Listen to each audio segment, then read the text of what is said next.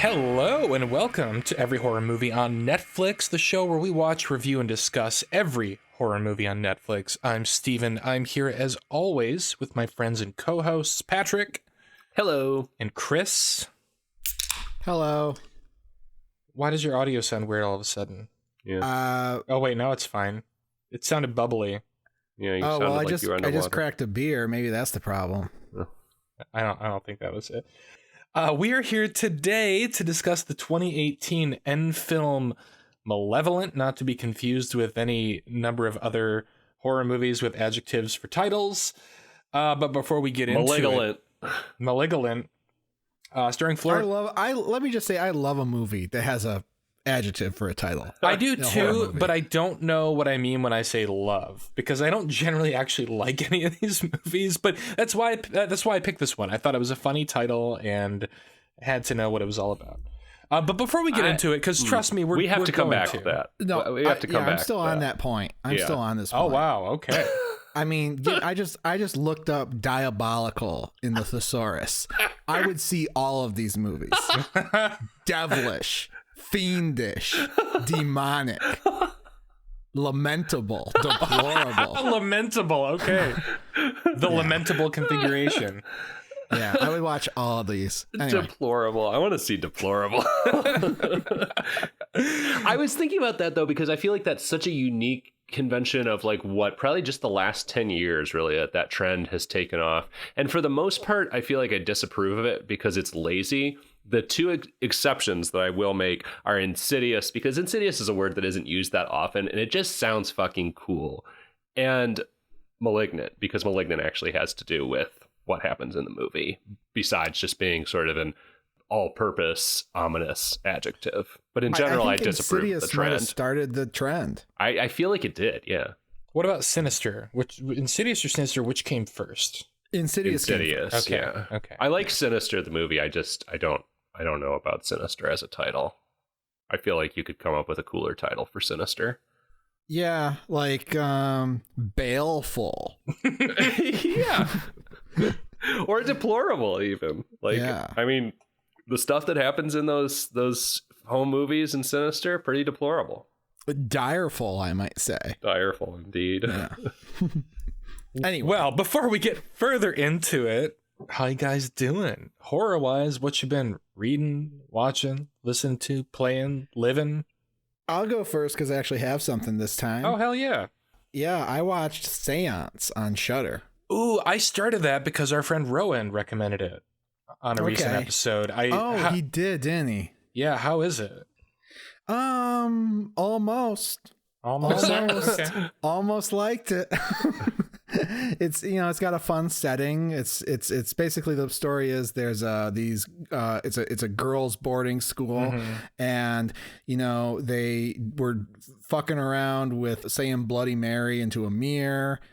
Someone ended up dying in an apparent suicide, or was it? And then, the new student comes in, and it's kind of like they're trying to solve the mystery of what happened to this girl by using a Ouija board and having seances, and, people start dying. They were going for it feels like they were going for like a Scream sort of movie cut with like Heathers, cut with Harry Potter, but I compared it to #horror meets The Changeling. Wait, what? What? I'm sold now. A comparison that just broke your brain. Yeah, nothing you just said has turned me off. All of this sounds fascinating. I mean, you might like it. It wasn't enough for me. There was too much going on. It wasn't. Is it a show or a movie? Yeah. It's a movie. Oh, okay. Watch it. You might like it. I wouldn't tell anyone not to watch it. It just, The little bit that I watched, and I just got sidetracked. I thought I remember Rowan talking about this. I'll sample it and see if I want to actually watch this tonight. And it had kind of like a Lifetimey sort of vibe to it. To me. Yeah. There were a lot of threads going in different directions, and none of it really, I don't know. It wasn't focused enough for me. The good stuff was good, but there wasn't enough of it. So cue it. That's the question on everyone's lips. View it, or screw it.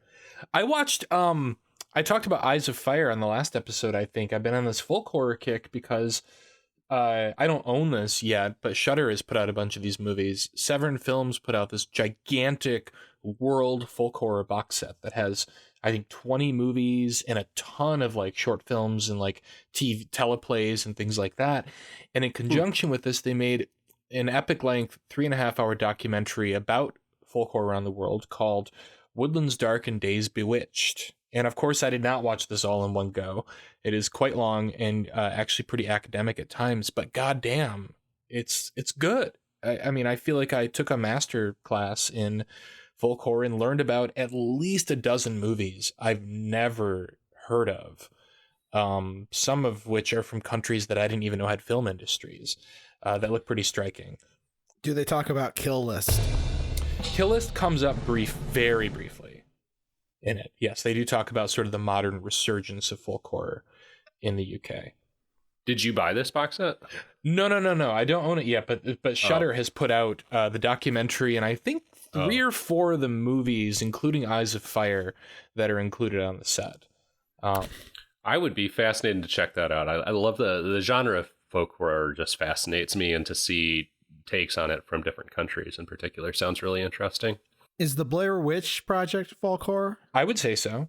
Yeah, the definition, I mean, there's a number of like sort of scholars interviewed in this film, and like one of the things that really struck me is that the definition of folk horror is actually pretty loose. You know, I tend to think of the UK. I think of stuff like The Wicker Man when I think of folk horror, but really it comes down to what are you laughing about? My definition is any horror movie that involves wicker or sticks. I mean, I feel like that tracks, really. Well, I mean, because Midsommar is certainly folk horror, and there's some wicker and some sticks in that for sure.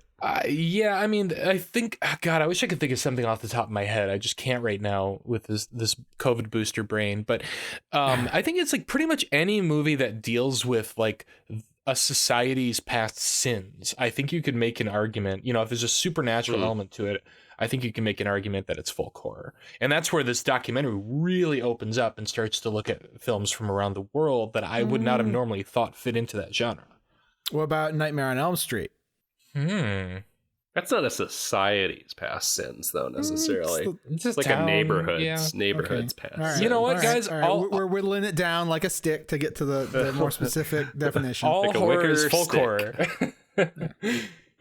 All right. Well, that's all I've got this time around, Patrick. Yeah, so I followed through on my commitment from last episode and watched the rest of the HOSTEL series. Watched HOSTEL 2 and 3. Yeah, it was a ride. It was an experience. HOSTEL 2, I have to say, honestly, a lot better than HOSTEL. Honestly, kind of less offensive than HOSTEL, and kind of reeks in some ways of Eli sort of trying to apologize or compensate for criticisms of the original HOSTEL. The protagonists are all women this time, and more or less they're actually decent people, compared to the 3 dirtbags in the original HOSTEL. Boy, is that one, there's some rough shit in HOSTEL Part 2. HOSTEL Part 3 goes to fucking Vegas. And what? Yeah. Oh, yeah. There are elite hunting clubs all around the globe, we discover. Wait, including okay. one in Vegas. Eli Roth, did he only produce 3 or did he actually direct that? Okay. He did not direct it. It has a very different, I don't want to say it has a different tone, but it's less openly gory, I would say. And there's also some kind of weird stuff where it's like there's an audience for the kills now, and they play a little game to weigh in on what they want to happen to the people being tortured. Little Running Man, Hunger Games sort of situation, it sounds like. Yeah. Knockoff of either of those. It was not great, but I finally watched the HOSTEL series, so yay. Would not recommend, honestly, that anybody watch any of these 3 movies, but do listen to the Faculty of Horror episode about Saw and HOSTEL. I finally cracked and listened to this podcast, which Chris has been recommending and referencing for probably years now, and I don't know why I resisted it for so long. Probably just because I don't listen to a ton of podcasts, honestly, to begin with. Which is insane, considering you are a co-host of a podcast. Yeah. You're fine with putting it out there, you just don't want to pick it up. Exactly. It's a great show. They're extremely smart and extremely funny. And I really enjoyed their analysis of Saw, Hostel, and the torture porn genre in general. Pretty fascinating stuff. As a final note, I watched... I think I'm gonna watch Hostel 2, though, based on your review. Oh, I would love to talk to you about it. All right. I would love to hear your contrarian take on it. Lastly, by Steven's recommendation, I watched The Backrooms, a short film on YouTube that everybody needs to go and watch right now. It's like 9 minutes of just creepy, unsettling, brilliant terror created by a fucking 16-year-old. Looks like a found footage film that takes place in this very oddly and surreally laid out series of back rooms. It's inspired by a creepypasta, and it's brilliantly conceived and executed. I will never be able to do anything like that in my entire life, let alone when I was 16. Yeah, it's super creepy. I mean, I discovered this, felt like I was like already late to the party, because apparently it's got like 11 million views on YouTube or something. It's like this huge viral hit, and yeah, it just kind of grabbed me from the beginning. It brought me back to making movies with high-8 cameras with my friends when I was a teenager, and like the premise is like something my friends and I would have thought up. Like, oh, what if we're like making a movie and you get knocked over and suddenly you wind up in like some nether region? You know, this is inspired by a subreddit about liminal spaces. That sounds fascinating, and I want to read more about. And then the rest of it is like, I watched it on my laptop, but it was like hard to tell. At first I thought it was like on physical sets. So did I. And I was like, how the fuck did they build this? This is massive, you know? Exactly. And as it goes on, like, it becomes clear that it's like some kind of, I don't know what kind of engine they used to make this, but it's very much like a first-person video game that has been treated to look like VHS. And there's great sound design, so you do feel that there's a person moving the camera, and some really creepy stuff, like chases the protagonist, or you, for all intents and purposes, down in this weird space. It's cool shit. It's one of those weird, it feels outsider art-y, and just, it doesn't work the way it's supposed to. Like, it ain't right. It feels like one of those things you're not supposed to be watching, in a way, and I loved that. It's cursed. Mm-hmm. I heard that if you watch that on YouTube, you die in 7 days. Ooh, I hope. See, I'm ready. Damn. Usually that scares people. We're too edgy for you, Chris. Yeah, well, anyway, let's get to the business at hand. Malevolent, full disclosure for our audience, I watched this earlier today while in kind of a mild fever from getting my COVID booster. This is not to dissuade people from getting vaxxed and or boosted. You should do it. It's good for all of us. But I had a hard time with this one because it is, I took some Advil. I was starting to feel kind of sleepy, and this movie really like synced up with my mood a little too much, I think. It will not wake you up. This will not wake you up. This is about an American brother-sister duo who are going to university in Glasgow. They run kind of a little ghost-busting business a la the Warrens. It's set inexplicably in Glasgow in 1986. And I don't know if I missed something, but I didn't really feel like there was any significance to that whatsoever. Well, it was based on a book. It is based on a book. This movie is based on a book, and so I assume, and I think we watched another movie that did this, but I assume that the setting is just to be faithful to the book, but there's no reason why it has to take place in 1986. No. But yeah, essentially, this brother and sister who with their friends have this little ghost busting company. Their mother suffered some trauma, and they did because of that. And as they're going about their business, Florence Pugh of Midsommar and Black Widow fame, she starts to kind of like see things. Like it becomes less of an act for her as they go about their business.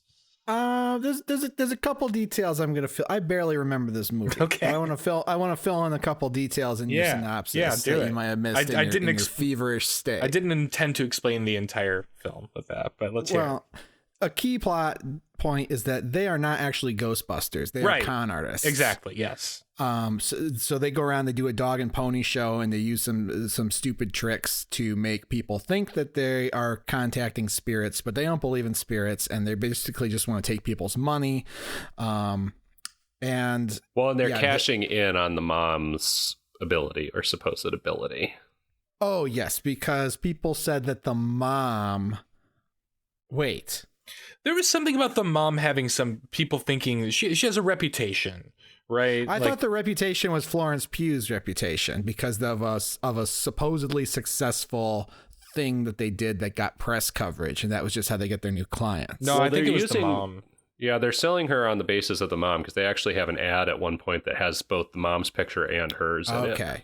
All right, I missed that part. All right, we between the three of us, we can get this. We can figure this out. Yeah, the mom, I think, was, if I recall correctly, was a medium of some sort herself, and before she died, was reportedly having trouble with spirits, which others in the family interpreted as her just going crazy and saying things or whatever. And she clawed her eyes out. Make of all that what you will. It seemed like she unambiguously lost her mind. Yeah. And then, as our little crack team of ghost hunters gets closer and closer to actual real paranormal activity, Florence Pugh, who's kind of our main character, starts to, have the same symptoms as her mom and starts to think that she's maybe going down the same path of just, I don't believe in ghosts. I feel like I'm going insane now. Am I doomed to scratch my eyes out in an asylum like Mother?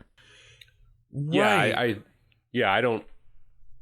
Are you saying it seemed to the characters that she unambiguously lost her mind, the mom? Because to me, it didn't seem that way. It seemed unclear what happened with the mom exactly. And as the film went along, it seemed like there was more doubt introduced about whether the mom was, quote unquote crazy or was actually plagued by some sort of actual spirits. I see your point. But multiple I think that's literally what you're supposed to I think the doubt was within the family, but not in the press, right? Like, I think it was like a high profile incident, but I think like the fan, like her kids like wonder if there was something more to it. Well, yeah, I think the doubt. Pugh. Yeah, I think the doubt was in the family, not in the press, and certainly, and on the other side of it, not in the text of the film. I think the film very much, particularly by the end of it, intends you to believe that the mom had some kind of actual spirit problem and was not just, mentally ill. Yes. We can say, so we don't have to keep saying Florence Pugh, Angela. I would like to keep saying Florence Pugh. I think it rolls off the tongue. Wonderful nicely. actress, and it's a beautiful name. It's a fun name to say. This is the first thing I've ever seen her in. I know that she's kind of, people like her these days. I love Florence Pugh so much. I think she's just one of the best fucking actresses working right now. Best fucking actors working right now. Yeah, I had never seen her in anything before I saw her in this. And I didn't even know who she was until I saw the credits. I was like, oh, that's Florence Pugh? Okay, I don't see what all the fuss is about. I mean, she wouldn't have really stood out if this had been the only movie I'd seen her in. I wouldn't think like, oh, there's a rising star. But that's not her fault. Strongly disagree. Strongly disagree. I think she's phenomenal in this. She does. I mean, and this is every movie she's in, but she does so much with her face. And especially this character is going through some shit because, she's been roped into this ghost busting racket by her brother, who's a piece of shit, performed by another very talented actor. The actor who plays the brother does a phenomenal job of just playing the manipulation that this guy pulls off on his sister and everyone around him. It's very well done. And she is in the middle of his little fucking personality maelstrom, and there's so much that's going on in her face that's not what she's actually saying. I'm always fascinated by her, but I was fascinated by her in this. Damn, maybe I should watch Black Widow. Maybe you should watch You should watch Midsommar, you piece of shit. I'm gonna see it. I just am never in the mood for that. That's fair, dude. I mean, you know how many movies I still haven't watched The Abyss. True, and that's popcorn entertainment. I still haven't watched Suicide Kings. Yeah, that's popcorn entertainment. I'm like, you know what? I'm sure this is a good movie. I saw Hereditary, and I just don't know if I need to be like, hey, let's see some fucked up stuff. I guess I understand that in a way because I'm not a huge Hereditary fan. I will say I think it's a much better movie than Hereditary. And it's just I just expect it to be bleak, just bleak and grim and upsetting, and it's like I don't know if I need things to be that bleak in my life. I don't know. Hereditary is far more leak. bleak than Midsommar, in my opinion. Okay. Agree. I mean, Midsommar. I mean, you can read it a couple of different ways, but regardless, and there is some really gruesome, fucked up shit in it, but it's kind of few and far between. And it delivers on its promise. It is a daytime horror movie. It's very, very bright for the most part. That said, I kind of forgot about the first 10 minutes or so. That might be more fucked up than anything in Hereditary for me. All right, well, anyways, watch it and report that's back. Another movie. Well, that's movie. Florence Pugh Through the Ages. I would say prioritize that over Black Widow, though, if you're going to watch Florence Pugh movies. Little Women is also very good. She's good in fucking everything. Yeah. My God, she's just. Okay, I'm done. I'm not going to talk about her anymore. She's great, though. But yeah, the brother in this movie was good too. And his, it's ambiguous, but he's clearly in debt to some tough customers and so loan sharks. He's like, look, you might have qualms, physical or ethical, about doing more ghost hunting, but he's like, they're gonna fucking kill me if we don't make some scratch quickly. So what the hell can you do? Well, so and he's listening to like motivational tapes all the time. Yeah, like, become like, he's like listening to some Jordan Peterson shit about how to be a con man, how to project strength. It's not Jordan Peterson because it didn't sound like Kermit the Frog. I wanted to do a Jordan Peterson impression, but I need to work on it a little bit. I'm proud to say I've never heard Jordan Peterson's I've never heard Jordan Peterson's voice in my entire life. Really? He sounds like Kermit the Frog. Okay. If you've heard Kermit the Frog, you've heard. If it's in your mind, you can make it happen. I weirdly was thinking about him just the other day, and mostly I was thinking about him in the context of, wow, there's one of those people who was like on everyone's mind for exactly like 9 to 14 months, and I haven't heard about him in a while. I think he actually had like a breakdown. Oh, did went he? Crazy. Shit. Much like the characters in this film. Not really. Yeah, we need a segue of some kind. That was a nice try. Well, but anyway, he's listening to Jordan Peterson all the time. Yeah.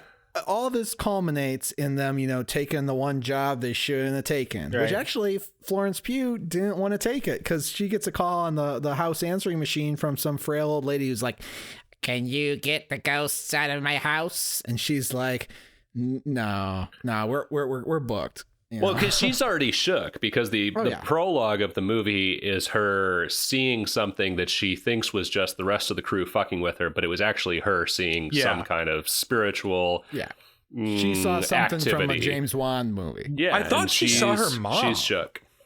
Oh, is that maybe? the mom? Yeah, because she's bald. Like, didn't the mom Oh, that would blow my mind. Yeah, that would be I'm pretty sure it's supposed to represent her mom. We don't know that yet at the point, though.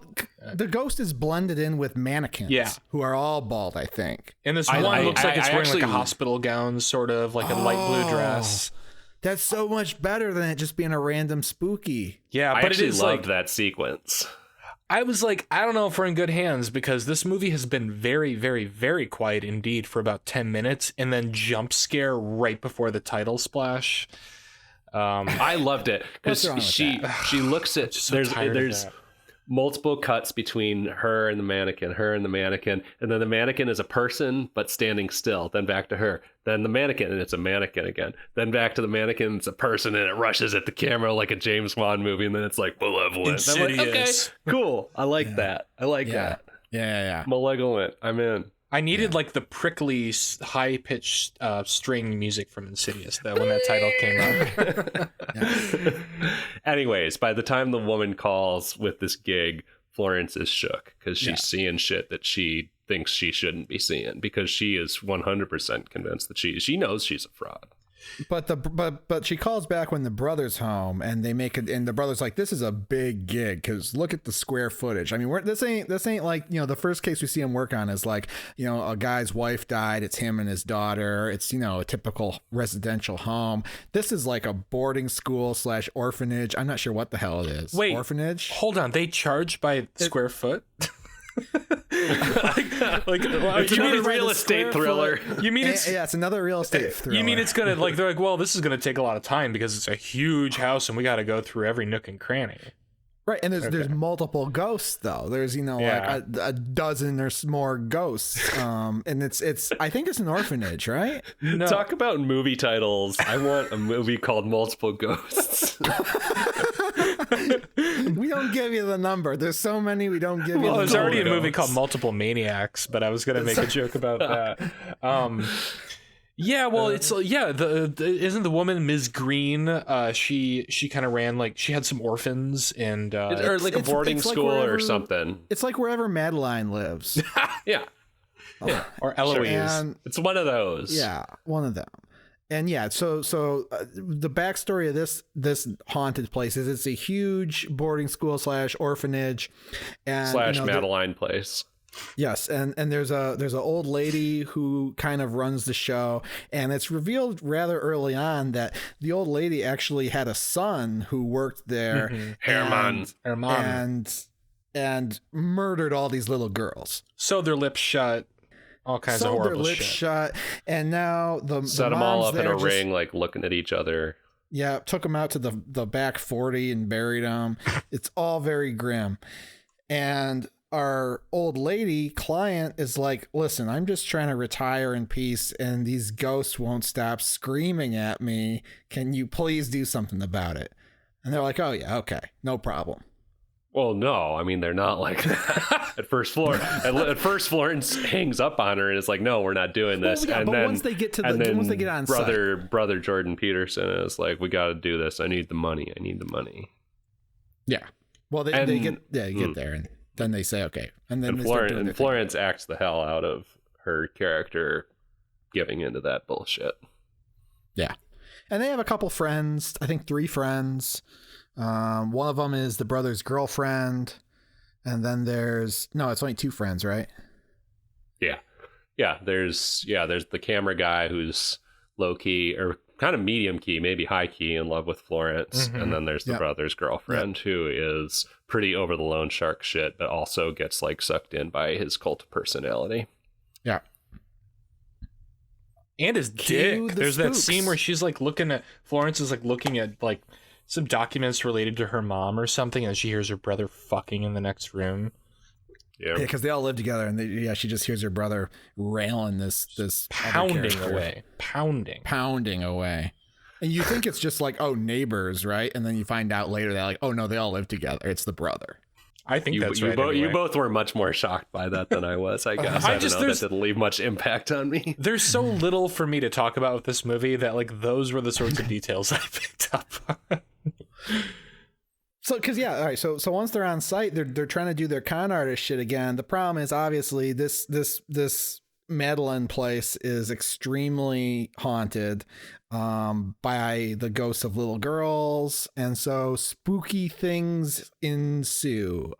But here's kind of my first problem with the movie. The spooky things. First of all, I feel bad for these little girls right off the bat, which means I'm not really scared of the little girls. Oh. The little girls very clearly from the first spooky scene want justice. They have unfinished business. They're not trying to scare you as much as show you shit that speaks to their story. So that's all fine and beautiful, but it doesn't make me scared. And there's a lot of scenes where it's kind of played for fright, but it doesn't really make me scared because I sympathize with the little girls. I could hold both ideas in my head. I could hold both that they were trying to communicate with Florence and the rest of the crew to achieve some goal and sympathize with them. But also, if I see a creepy looking pallid faced ghost girl with its lips sewn shut that shows up all of a sudden, it's still going to provoke a startle in me. I got both. I wasn't startled. I think I'm more on Chris's side with this. I thought the ghosts were pretty malevolent isn't the right word for sure. Whatever the opposite of that is. That's right. There is malevolency. There is malevolency in this movie, but it doesn't reveal itself till late. Yeah. All the spooks is nothing malevolent. It's just ghost girls. I would say murdering a dozen girls and sewing their lips shut is pretty fucking malevolent. I know, but I'm saying you don't. There's the perpetrator of that doesn't come into play until late. Yeah. All the spooks are the little girls for the majority of the movie. A better title for this movie would be Sympathetic. I was just thinking of the orphanage and how like scary the stuff with the orphan ghost is in that. Even though like my heartstrings were pulled the entire time, I still thought it was scary as fuck. This movie, I don't know. The girls are just kind of there. And that's kind of all I have to say about it. All right, we're done. See you guys next week. Yeah, what else can we say? I mean, the con artists kind of get what's coming to them, really, for a large chunk of this movie. They find themselves in some real shit. They find themselves in the real shit.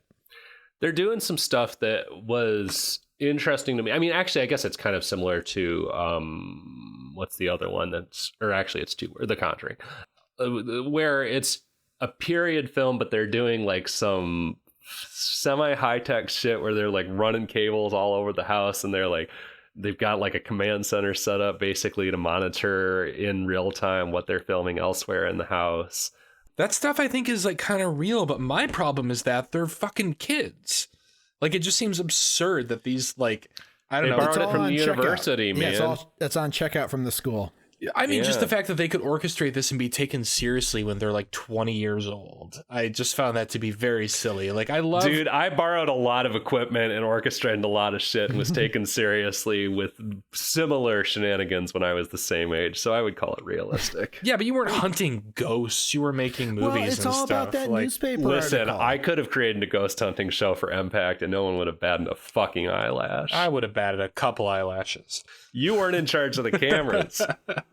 If there had been a New York Times article about how Patrick was descended from a spiritual medium and had the gift and had a successful ghost cleansing client and was doing it for hire, yeah. You know what? I'm quitting the show right now to go fabricate a past as the latest in a long line of mediums. This is my new career path. Goodbye.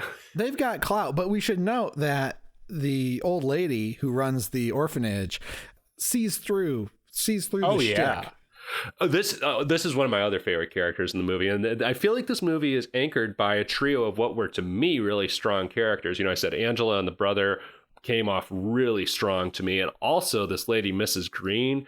Amazing performance from this actress. I think her name is Celia Imrie or something, who has a hilarious introduction on her Wikipedia page. Oh my god, yeah, her Wikipedia page is hilarious, or at least the second sentence of it is. We'll see if it's even still the same by the time this episode comes out. Yeah. But anyway, didn't mean to interrupt you.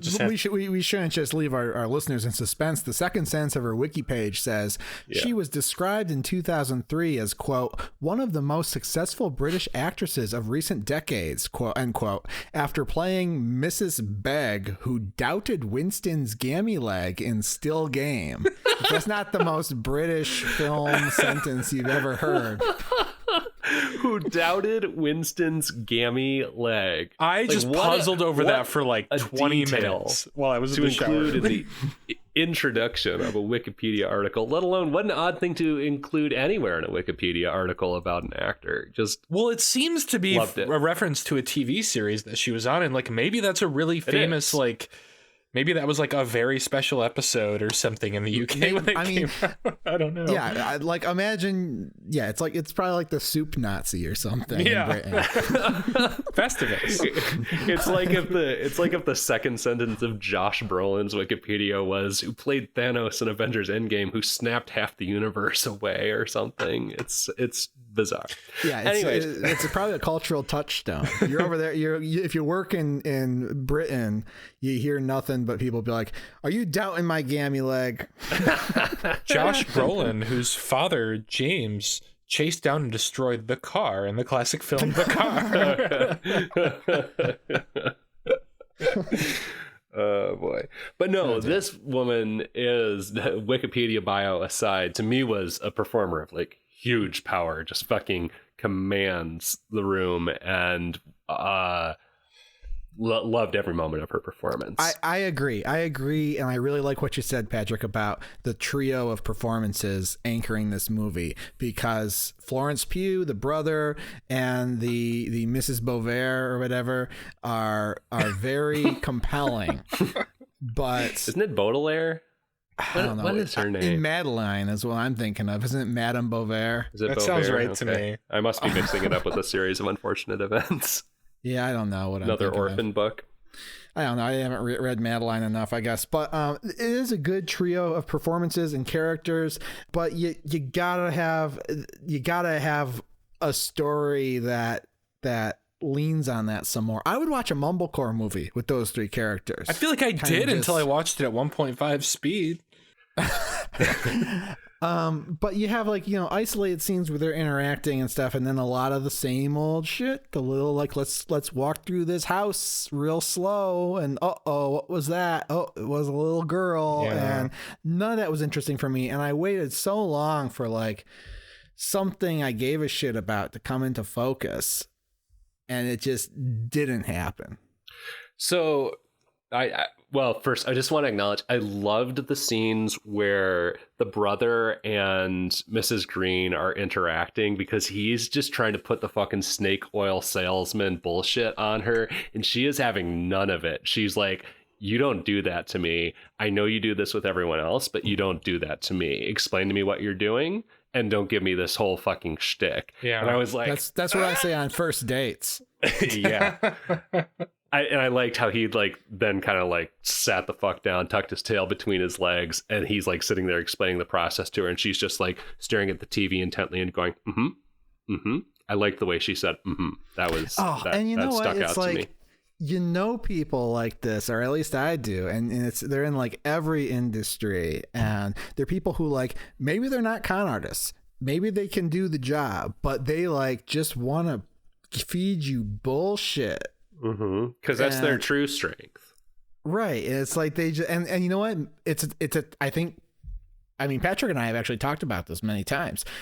Maybe that's just a talent that that's the people who get to the top of these industries of the business world, are the people who just make bullshit other people and make them think that they're hot shit. Oh, absolutely. I have no doubt about that. I don't know. I see through it. I feel like most people see through it. I love the dynamic between those characters, though. I will say, it sounds like I liked this movie more than you two did, but I will say, as it goes on, I'm okay, you've set up some pretty strong characters and even some fairly potent themes here, or sort of interesting ideas.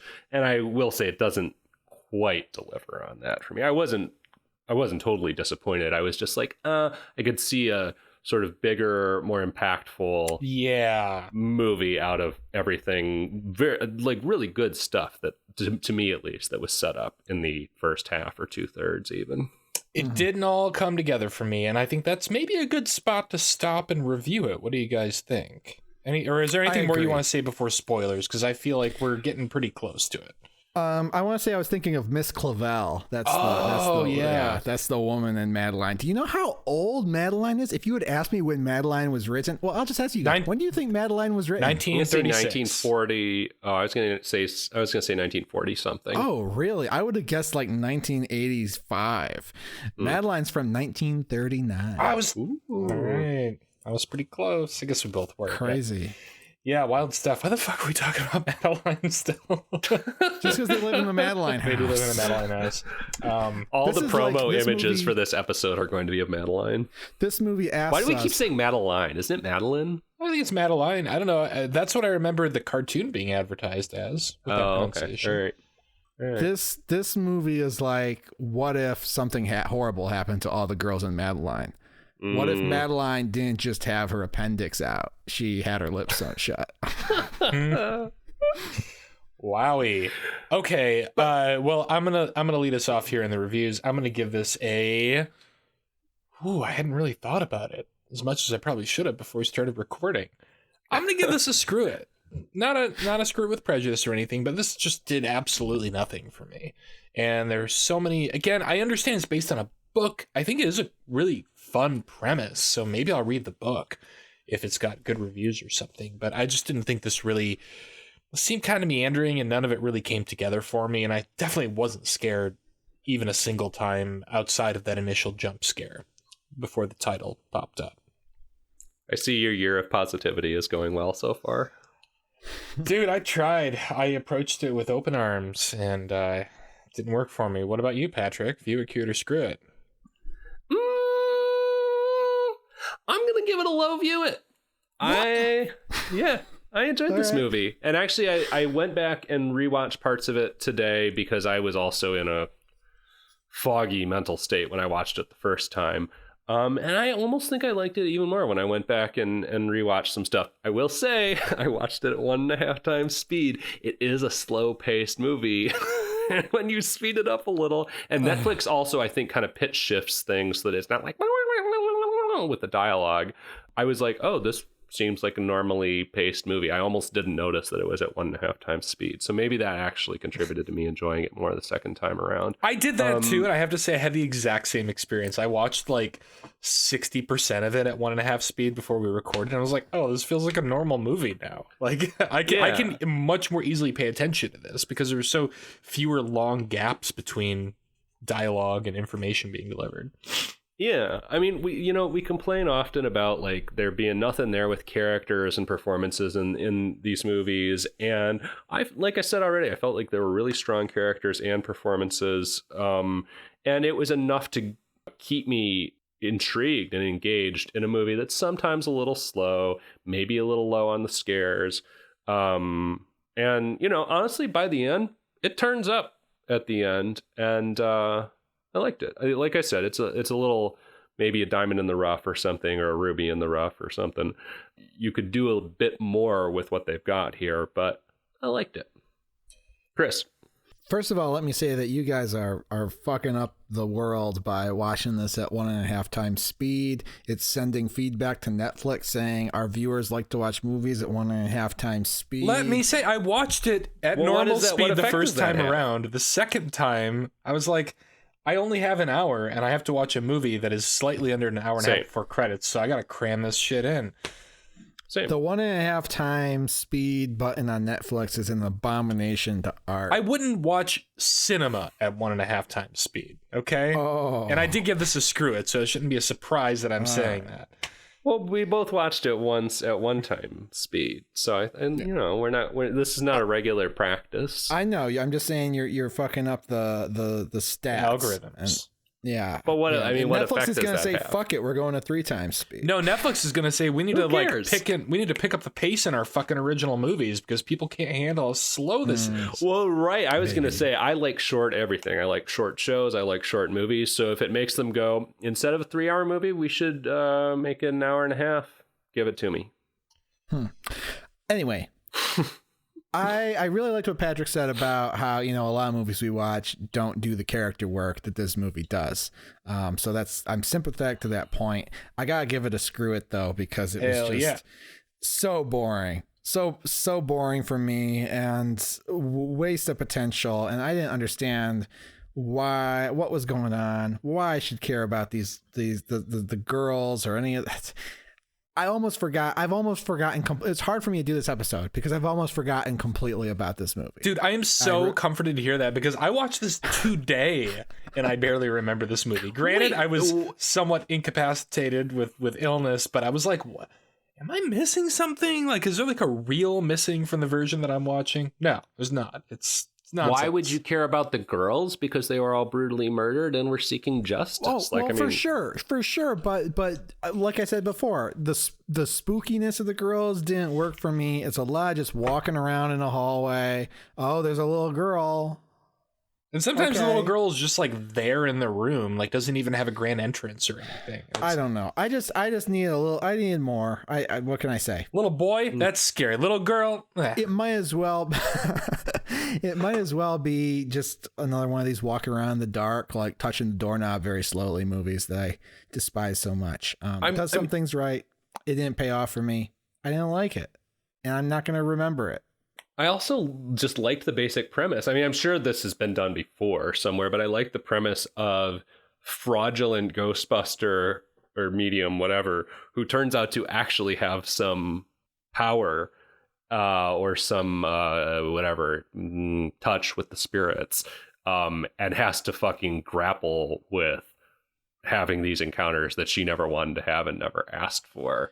That was compelling to me as well. I would say that if you're interested in a movie about a con artist medium who finds the real shit, you should watch Ouija Origin of Evil. Oh yeah, there we go. Seen that.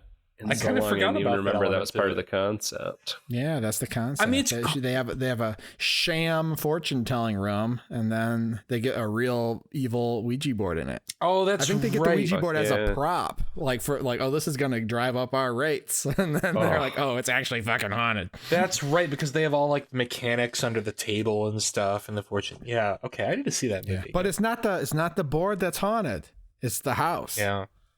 I need to see that. I think that might have been the first Mike Flanagan movie I ever saw, and I thought it was fine, and I'm curious to see it again now from the eyes of a diehard fan again. Oh, I'm a diehard Ouija Origin of Evil fan. I am more too. Than I'm a fan again. I love that movie. That's probably my favorite Mike Flanagan Yeah, but you movie. haven't fucking seen any of his Netflix series. That's true. Anyway, yeah, I guess that's all I gotta say about the movie. Anybody want to do the spiel, the business? I'll do the spiel. Hey, you like listening to this show? I know you do. That's why you're here. I feel like I just slipped into Mark Maron mode there. Hey, you like listening to the show? Steven has lost the will to live. Steven might not make it to the spoiler room. What a lot of people don't realize is if you don't support your podcast, you're going to live in a civilization that has no podcasts. And are you doing Mark Maron right now? Jordan Peterson. Oh, okay. I did a really good one yesterday, but I can't work it up right now. Damn it. What does it say about the society when an athlete can get thousands of likes on Instagram, but a podcast with three great minds reviewing horror movies can't get any likes or shares? Do the rest of the spiel as Jordan Peterson, Chris. No. Dude, Jordan Peterson v. Joe Rogan is... I need a whole documentary series about it. It's amazing. What do you mean V? They're friends. No, but I just mean thing? that conversation. Like the most recent episode was on is fucking insane. Anyway, we're way off track. Wow. Let's do the spiel. Y'all are deeply steeped in like this toxic podcast culture. I mean, other than ours. Yeah. It's everywhere. All right, anyways, take two. Hey, you like listening to this show? Go to our website. We've got a list of every movie we've ever watched and the ratings that we gave them so that you can have a handy reference to figure out what to watch or not to watch. You can go to our merch store where we have t-shirts and goods and sundries with every horror movie on Netflix art on them. You can go to our social media at Ehmoncast, EHMONcast. Follow us on your Facebook, your Instagram, your Twitter, and nothing else, because those are the only three things we're on. Like our stuff, follow our stuff, retweet our stuff, share our stuff, yada yada. You know what to do. And also, perhaps most importantly of all, subscribe to us on your podcast provider of choice and leave us a review. We like to hear the feedback, and it does really help people find the show, pushes us up in those rankings of horror podcasts, and that's what we need. This is how we win. Thanks for this is listening. how we get in Variety. You got to review our show. This is how we win, exactly. Well, we are already in Variety, but we need them to This is how we got in Variety. Interview us. That's got in Variety. Okay. We need to get like Variety to bring us in on one of those actor on actor things, and we get to talk to Daniel Craig while his head bleeds. That'd be hilarious. Yeah, That'd be great. That's the state of journalism now. They're like, you know what? Instead of hiring like people to interview people, let's just put two stars on camera and let them go. We'll get more clicks. Anyway, All right, Is that the end of it? All right. Well, we're going down to the spoiler basement. Check out those creepy little girls with the sewn up mouths. We'll see you in a minute.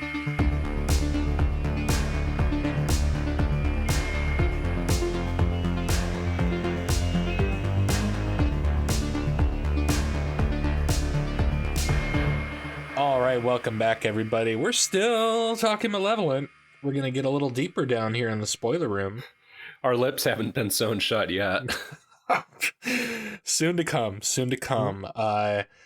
Yeah, where do we go from here? I mean, we're at Mrs. Green's house. The little girls are wreaking havoc.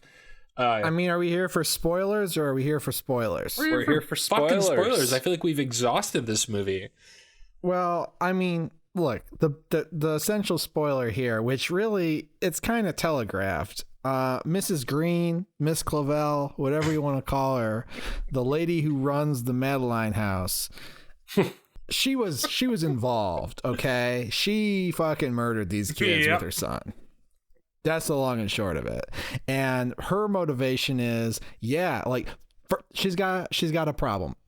The reason she sewed their lips shut and killed them is because they were too fucking chatty in the house, and she wanted silence. I want a silent Madeline house.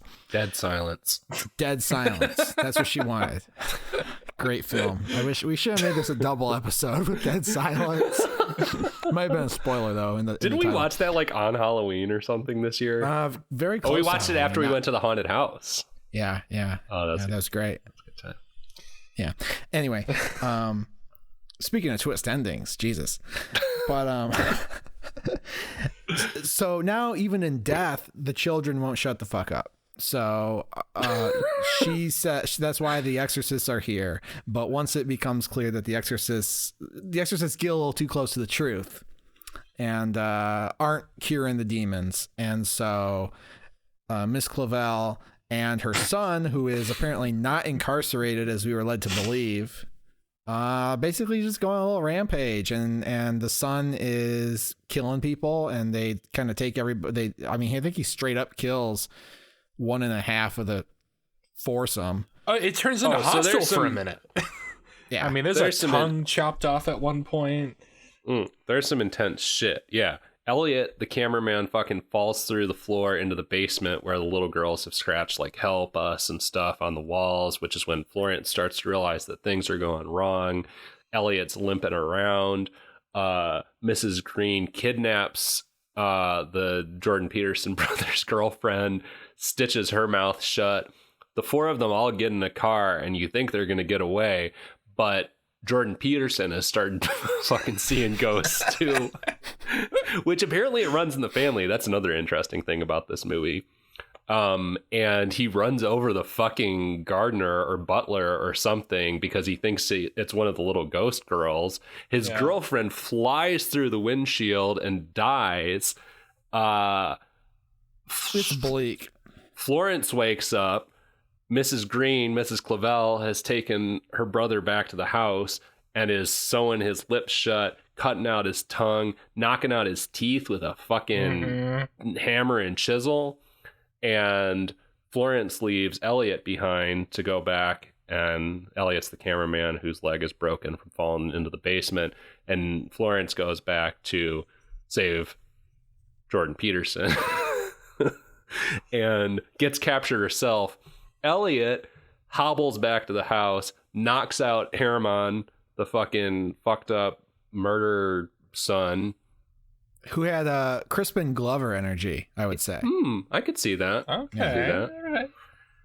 And just barely saves Florence from having her mouth sewn shut, which, interesting why Mrs. Green pulled out Jordan Peterson's tongue and knocked his teeth out, but did not do the same to Florence before she started sewing Florence's mouth shut. Whatever. Mrs. Green attacks attacks Elliot with a bone saw, which I couldn't even tell it was a bone saw until late in that sequence. This is maybe the biggest flaw in the whole movie for me, is that sequence is so oddly shot. You cannot tell what the weapon is and what she's doing to him. I think because they're trying to shoot around like gore shots because they just didn't have the budget to depict the wounds as they were being inflicted. But I was like, what is she hitting him with? Is she killing him? Is she chopping him up? Is this a cleaver? Is it a hammer? Is it a what? It's a bone saw, and he's pretty fucked up. And then Florence kills me. At this point in the movie, I was simultaneously like, oh, things are finally happening. Great. And also, I don't fucking care anymore. Like, I was so conflicted because it was certainly the last like 15 minutes are more exciting than anything that comes before by a good measure. But I was just so like disinvested in these characters and this plot that it just kind of washed over me. But it all feels so arbitrary. And I guess that's what I'm saying, yeah. To the extent that I was interested in the story, it's kind of just like, all right, well, we've played that out. Now how about some mayhem? How about some HOSTEL? woke me up a little bit. I mean, I'll give it that, but it just felt like it was not. I don't even know what I expected out of this movie, I'll be honest, but that was not what I wanted. And I don't think I really got any kind of resolution for Florence Pugh and what she's been through by the end of this. Okay, well, I did. I would disagree with you on that point. I guess in the sense of, let me continue. The final sequence, like, yeah, okay, I got what I needed from that. But as far as like, I wanted there to be like a stronger tie between the supernatural that they were experiencing in this house and what she has been through personally. And it just felt like she kind of wandered into an arbitrary haunted house.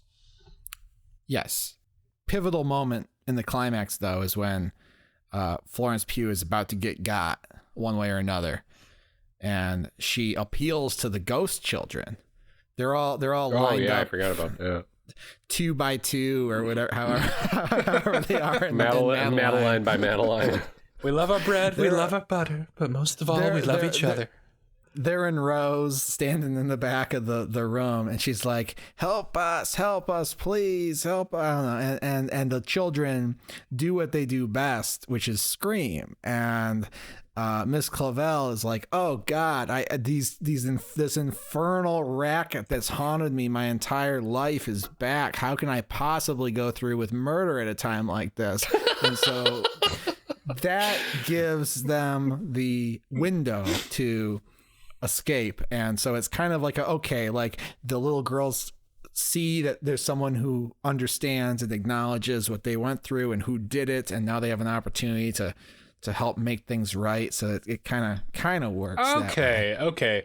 Yeah, I like your read on it. It didn't play that way for me, but also I was pretty checked out. So I don't think I have a fair read on this. Yeah. All right. That's something. So, I mean, at the end of the day, justice will be done. I think Crispin Glover dies, right? He gets killed by our heroes, right? Yeah. But Miss Clavel doesn't get killed. She definitely gets killed. She gets her throat slit. Yeah, she gets fucking jabbed in the jugular. Yeah, that was pretty gnarly. I just demonstrated that and hit myself in the neck way harder than I intended to. Yeah, and you were holding a screwdriver when you did that too. I was. Which I was a little risky. I should probably go tend to this. I'll be back in a few minutes, guys. Keep your tools away from podcasting, but. No, but I mean, the interesting thing is that Florence walks away from this situation and is obviously haunted and traumatized by what goes on. And she's walking down the road and she sees her brother, who we know is dead. She's now seeing ghosts basically everywhere. We don't know he's dead. That's the thing. So that was actually an artful touch in the movie, because we see the brother as he's been tortured, and Miss Clavel is like, all right, take him out to the back 40 and kill him. Yeah. Like we do. And they leave together. We don't see what happens to the brother. Wait. But then Florence Pugh's walking away from the house and sees the brother in the street and is like, brother. Well, he's a ghost now. Well, yeah, and ghosts. I think we understand that because his mouth is not sewn shut, right? He looks normal, I think, when he turns around. I didn't even notice that. But I mean, he's definitely uncanny. A ghost. There's something uncanny about how he responds to her. I mean, I think you're right. It is kind of clever because there's the possibility that maybe he has also escaped. But I think when he turns around, he looks normal, and she has seen him obviously brutalized with his mouth sewn shut. So she realizes that she's now just like seeing dead people all over. Well, I think he responds to her in like a non sequitur. Oh, yeah, like everything's fine. That's what happens. Like, she's like, brother, oh my God. And he's like, hey, how are you? Yeah. You want to go fishing? Or like something weird. Right. And the final scene of the film is she's talking to her grandpa on the phone, and he says something along the lines of, like, I don't want you to be alone through all this. And a shadow crosses her face, and she says, I'm not alone. My understanding was she saw the mother and had some kind of peace in that. And there's this theme going on about, was the mom crazy or not? The brother has gaslit Florence about whether she might be crazy or considered crazy. And I saw Florence making peace with obviously this very traumatic thing to some degree and going, my mom wasn't crazy. I'm not crazy. I can see these ghosts, and maybe that's not all bad. I did not connect that to thinking that she saw her mother at the end, but that I like that. That makes sense. She did seem at peace. She looked up and she didn't look too worried by what she saw. I just thought she was like, oh, I am one with the ghost now. I am Aragorn after he goes to the cave and recruits all the ghosts to fight with him. And that she's never alone because she has all the ghosts now. But no, the mother makes a lot more sense. It's a good story. It's just not a good movie. And I'm with you on that. Seeing the book. I think it's a good story and a good movie, personally. The book might fill these spaces that I didn't like in the movie with something interesting about Florence Pugh's internal narrative or something like that. You know, there might be a lot going on character-wise that you can't really put on screen in the slower moments. I mean, like I said maybe we're a book club now. Maybe we should all read the book. All right. Like I said in my review, like I don't think it's great. You know, I think you could do a bit more with these themes and these characters, but I thought it was pretty damn solid and, you know, a damn cut above some of the shit we watch.